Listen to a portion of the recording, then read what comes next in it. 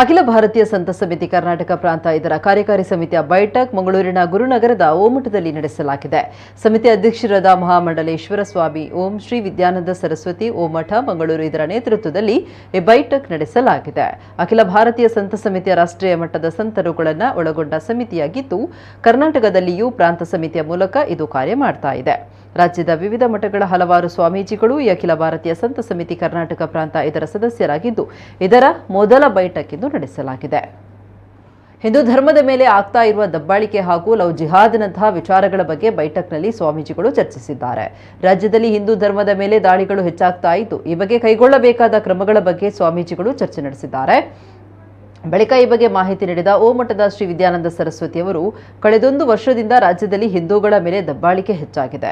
ಇದಕ್ಕೆ ನಾಗಮಂಗಲದಲ್ಲಿ ನಡೆದ ಗಣೇಶೋತ್ಸವವೇ ಸಾಕ್ಷಿಯಾಗಿದ್ದು, ಸರ್ಕಾರ ಯಾರ ಓಲೈಕೆ ಮಾಡ್ತಾ ಇದೆ ಅಂತ ಸ್ಪಷ್ಟವಾಗಿದೆ ಅಂತ ಹೇಳಿದ್ದಾರೆ. ಸರ್ಕಾರಗಳು ಹಾಗೂ ಇತರ ರಾಜಕೀಯ ಪಕ್ಷಗಳು ಇದನ್ನ ತಮ್ಮ ವೋಟ್ ಬ್ಯಾಂಕ್ ಆಗಿ ಲೆಕ್ಕ ಹಾಕ್ತಾ ಇದೆ. ಆದರೆ ನಾವು ಸ್ವಾಮೀಜಿಗಳು ಧರ್ಮ ರಕ್ಷಣೆಗೆ ಮುಂದಾಗಬೇಕಾದ ಅನಿವಾರ್ಯತೆ ಎದುರಾಗಿದೆ. ಹೀಗಾಗಿ ಅಖಿಲ ಭಾರತೀಯ ಸಂತ ಸಮಿತಿ ಕರ್ನಾಟಕ ಪ್ರಾಂತ ಈ ನಿಟ್ಟಿನಲ್ಲಿ ಕೆಲಸ ಮಾಡಲಿದೆ ಅಂತ ಹೇಳಿದ್ದಾರೆ. ಹಿಂದೂ ಸಮಾಜವನ್ನು ತುಂಬ ಹೆದರಿಯ ವಿಷಯದಲ್ಲಿ ಈಗ ಇದ್ದಾರೆ. ಕರ್ನಾಟಕದಲ್ಲಿ ಹಿಂದೂ ಸಮಾಜಕ್ಕೆ ನಂಬಿಕೆಯನ್ನು ಹಾಳಾಗಿದೆ. ಯಾಕೆಂದರೆ ಒಂದು ವರ್ಷಗಳಿಂದ ಈಚೆಯಿಂದ ಪದೇ ಪದೇ ಹಿಂದೂ ಆಚರಣ ಅನುಷ್ಠಾನಗಳ ಮೇಲೆ ಆಕ್ರಮಣಗಳು ನಡೀತಾ ಇದ್ದಾವೆ. ಈ ಆಕ್ರಮಣಗಳು ನಡೆಯುವ ಸಮಯದಲ್ಲಿ ಸರ್ಕಾರ ಹಾಗೂ ಬಾಕಿ ಪಕ್ಷದವರು ಬೇಕಾದ ಗೌರವದಲ್ಲಿ ಇದನ್ನು ಕಾಣುವುದಿಲ್ಲ. ಅವರು ಅವರ ವೋಟ್ ಬ್ಯಾಂಕಿಗೆ ಬೇಕಾಗಿ ಅಲ್ಪಸಂಖ್ಯಾತವರಿಗೆ ಗೌರವ ಕೊಟ್ಟುಕೊಂಡು ಬಹುಸಂಖ್ಯಾತವರನ್ನು ನೆಗ್ಲೆಕ್ಟ್ ಮಾಡುವ ಒಂದು ಕ್ರಮ ಬಂದಿದೆ.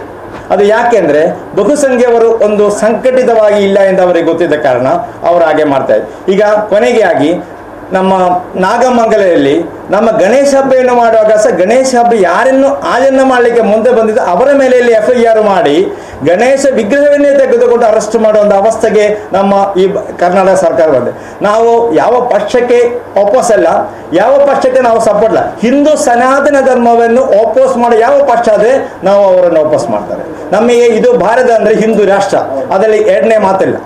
ಆ ಹಿಂದೂ ರಾಷ್ಟ್ರದಲ್ಲಿ ಸನಾತನ ಧರ್ಮವನ್ನು ಉಳಿಸಿಕೊಂಡು ನಡೆದುಕೊಂಡು ಹೋಗಬೇಕಾದ್ರೆ ನಮ್ಮ ಕರ್ತವ್ಯ, ಪ್ರತಿಯೊಂದು ಹಿಂದುವಿನ ಕರ್ತವ್ಯ.